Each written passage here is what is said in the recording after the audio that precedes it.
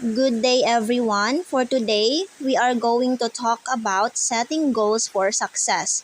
In this discussion, we are going to take a look at different psychological theory in goal settings and how can we apply it in order for us to pursue goals that are motivating and healthy at the same time. So let us begin with this discussion. Before we proceed in our main discussion, first let me let us reflect in our guide question. So, it is possible for a person not to have any goal, okay? And different perspective psychology will say something different about that, okay? Because that are perspective in psychology who gives more important to the past. So, for example, the perspective of psychoanalysis, okay? But on the other hand, there are also theories who gives importance to the future.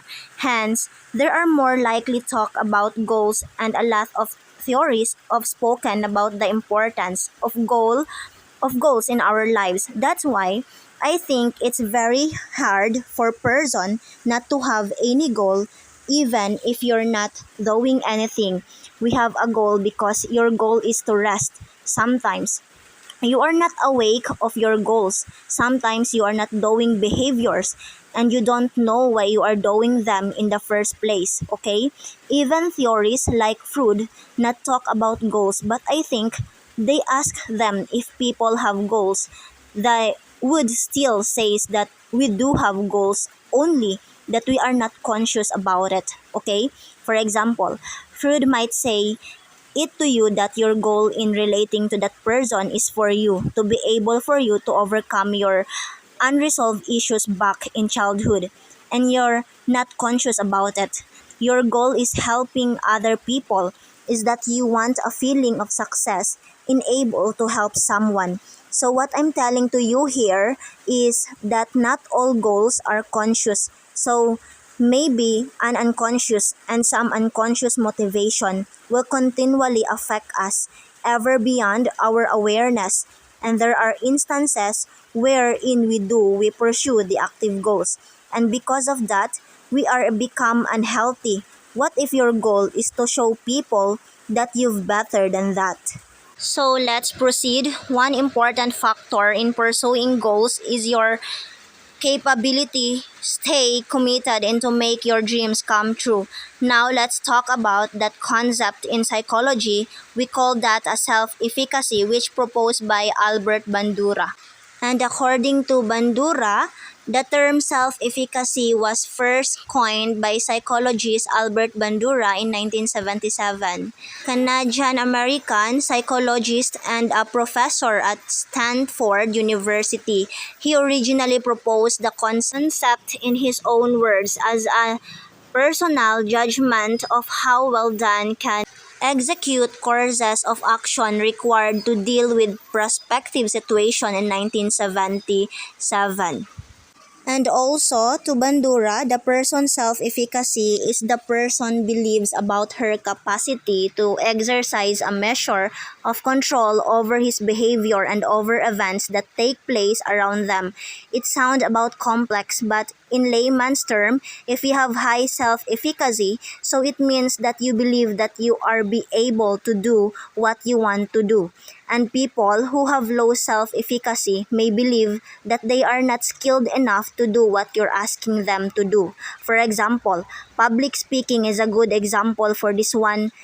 Then there are people who believed that they are efficacious enough to engage public speaking, hence they will no longer hesitate if you ask them to speak. For example, I think that I am very good speaker. That's why I'm no longer alarmed whenever to speak in public. In contrast, I know people who have low self-efficacy in public speaking. Hence, when I ask them to perform in front on the others or to do other things, they may not show the same confidence that they have. Okay? I totally understand it because We have different circumstances. However, we want people to be efficacious because being efficacious is one important thing in order for you to succeed. So don't expect when you succeed if you do not believe in yourself. And efficacy, being aware about your level of efficacy is very helpful if you're trying to pursue a goal, okay? However, take note that efficacy may change from one situation to another. For example, you may be efficacious in mathematics because you like math, but maybe you're not efficacious in physical education because you hate PE or physical education. So efficacy is not something that's stable, but rather it's something that goes up and down depending on the situation and depending on the time wherein we need to use the skills that we have. For example, I may be nervous in public speaking if I have done it for quiet sometimes. However, that may not be the case if I'll be speaking every day, okay? So efficacy varies from time to time, okay? If efficacy is also not the same without expectations, okay? What to do, I mean with that, if you have high self-efficacy, you are hoping or you believe that you'll be able to do it. However, it doesn't mean that you're expecting that you're going to succeed all the time. Okay? It's also about being aware of the different possibilities. Okay, so here are the factors affecting self-efficacy, and let's take a look at them. The first one is what we called mastery experiences or performance outcomes or mastery of learning and skills. So, the most influential source is the interpreted results of one's previous performance or mastery experience.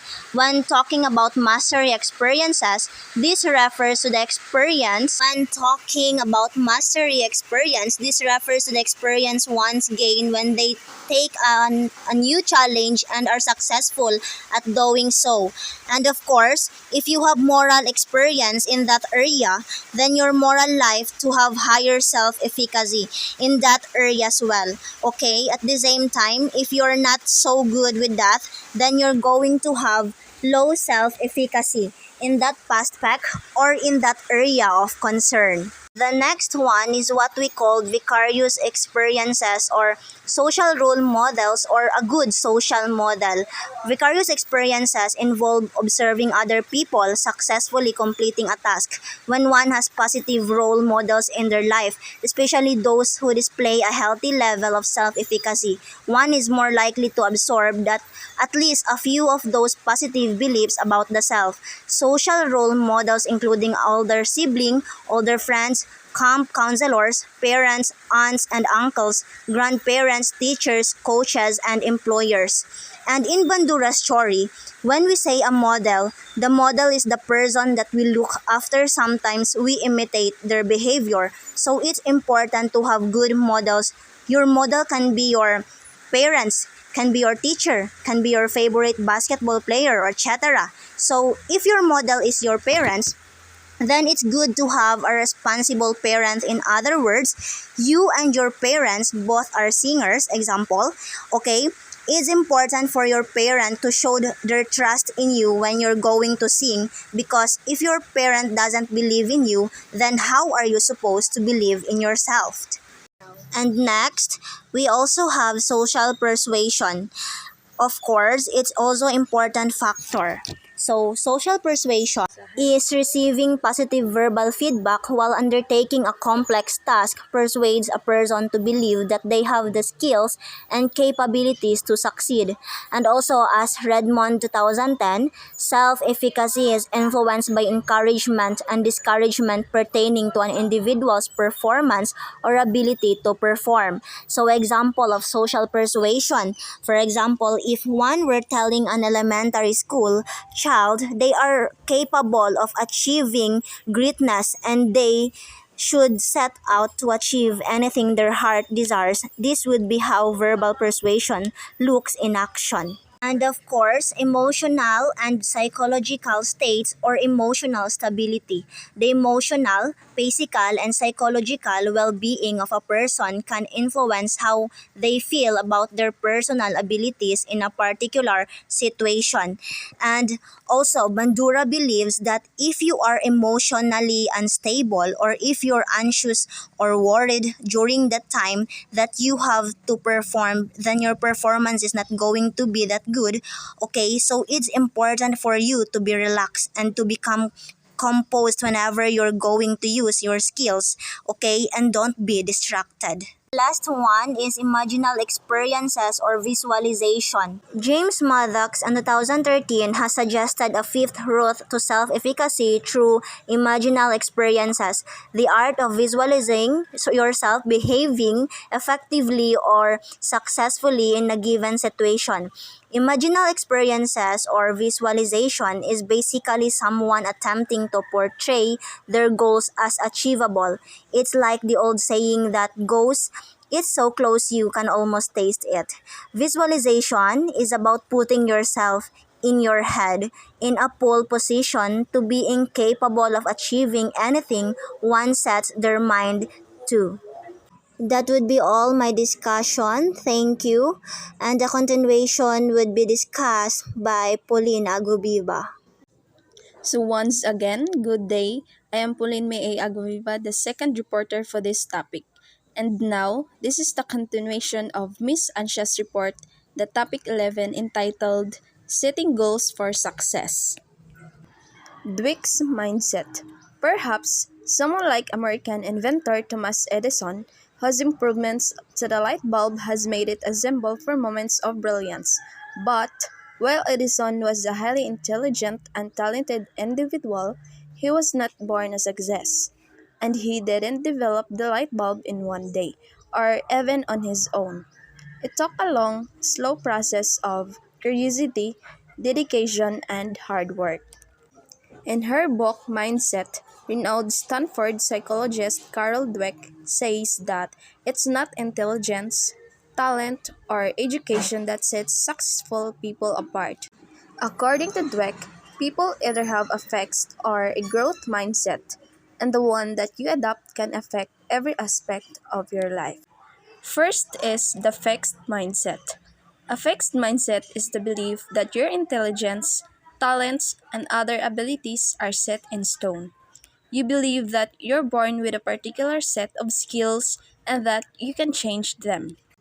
Ayon kay Carol Dweck na sumulat ng aklat na tinatawag na Mindset, The New Psychology of Success, that ang fixed mindset ay hindi nakakita sa mga posibilidad at mga oportunidad. Ang palagi lang nilang nakikita ay ang kasalukuyang kalagayan nila sa buhay. Ang mga taong may ganitong kaisipan ay nag-iisip na okay na ang kanitong kalagayan sa buhay at habang buhay na silang ganito. Ganyan ang paraan nila para ipagpatuloy ang buhay. Pero ang totoo, meron silang kakayahang magbago at lumago kapag nagdesisyon silang baguhin ang paraan ng kanilang pag-iisip. And the second is the growth mindset. If you have a growth mindset, you believe that with effort, perseverance, and drive, you can develop your natural qualities. At ang sabi naman ni Dweck, para daw sa mga taong may growth mindset, mahalaga ang dedikasyon at sipag para maabot niya ang kanyang mga pangarap. Ang pagtingin ng isang tao sa mga pagsubok ay positibo at ang pagtingin naman niya sa mga problema ay oportunidad para ma-improve at lumago. According to Gilbert Gottlieb, a neuroscientist, he asserted that intelligence is determined by a combination of genes and environment, and that your environment influences the activation of genes during your lifetime. Ayon sa kanya, ang katalinuhan daw ay tumutukoy sa kombinasyon ng genes at ng environment, and that environment will influence the activation of genes during your lifetime. But according to Dweck, you can develop your skills, abilities, talents, and even intelligence through your own experiences, training, and effort.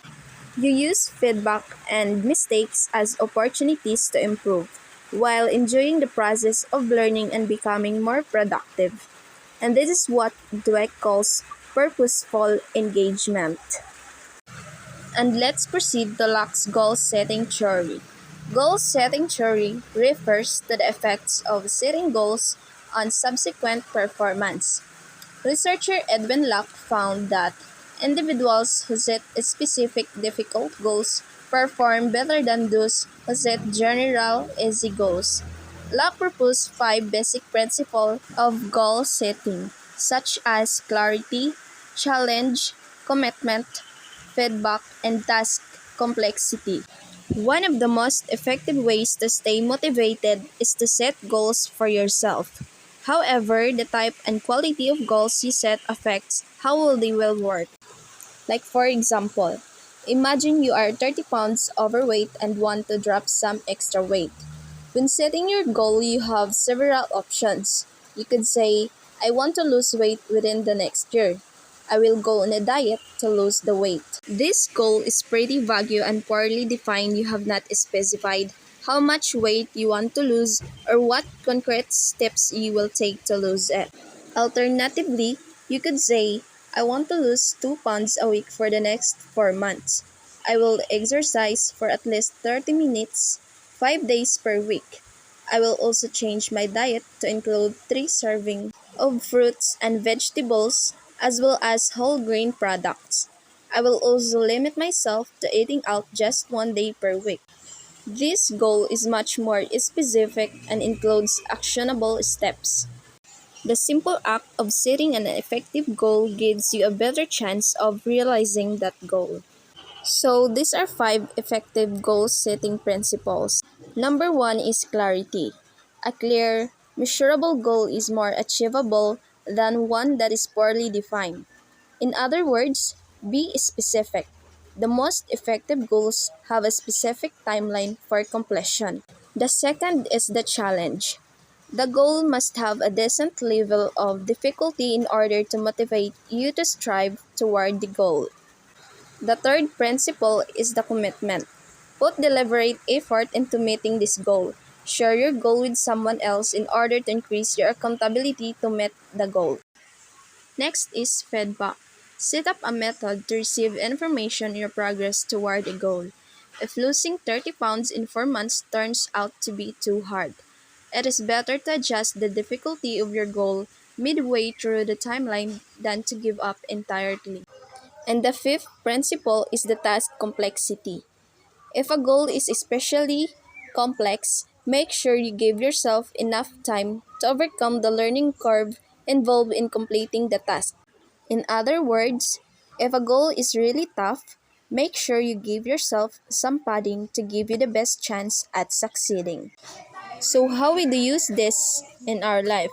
Setting a goal is a great way to encourage achievement and stay motivated. However, many of us set goals that are ineffective at pushing us to do our best. Okay, what are SMART goals? Goal setting not only helps you to complete the task, but also impacts well being, represents your strive to achieve people change, and enhances your meaning and purpose in life. It is according to Shared 2013. To achieve something big, you need to break it down into a set of smaller, manageable tasks. Each time you complete one, you move nearer to the overall goal. The widely used SMART, or slightly extended SMARTER, template ensures that each goal or sub-goal is realistic, achievable, and time-bound. So first, consider what you want to achieve and then commit to it. Set smarter goals that motivate you and write them down to make them feel tangible. So S stands for specific. When we say specific, the goals should be clear and concise. In order for us to define clear goals, we have to determine exactly what we want to achieve. M is for measurable.